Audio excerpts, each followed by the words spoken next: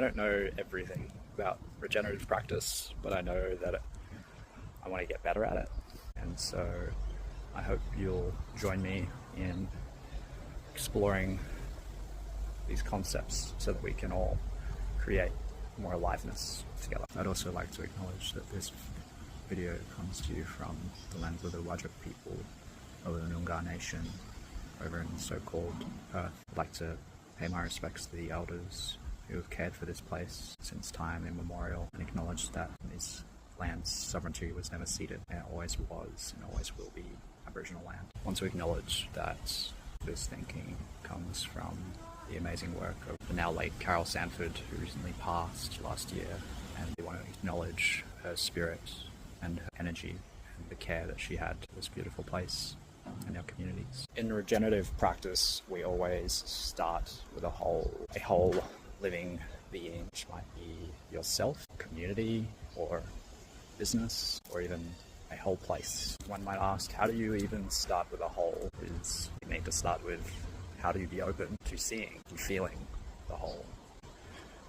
When we start this practice, starting to create the conditions for openness, create the conditions for not knowing, letting go of control, that desire to plan every little detail, because we will never know every detail, and knowing more things doesn't help us get where we think it might. It's usually knowing some things a bit deeper from a lot of different perspectives.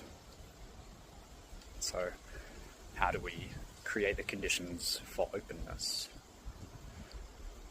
My experience starts with acceptance, accepting wherever you may be. And once you've accepted, you can let it go, letting whatever it is that needs to come in, come in. Humans are pretty amazing sensory beings. We can see things, we can feel things. And the more we allow in, the more we'll be able to sense the whole of what is taking place. And you can feel what is taking place. So within your own being, you can feel the feelings and how they relate to the thoughts and how that affects your outcomes and behaviors. In a business, you can sense the inputs, the outputs. You can sense the relationships that allow it to be vital and bring life to it. You can sense the relationships that create the viability. You can sense the tensions and resolve those tensions to evolve. So in your own practice, in your own life, how do you enable more openness?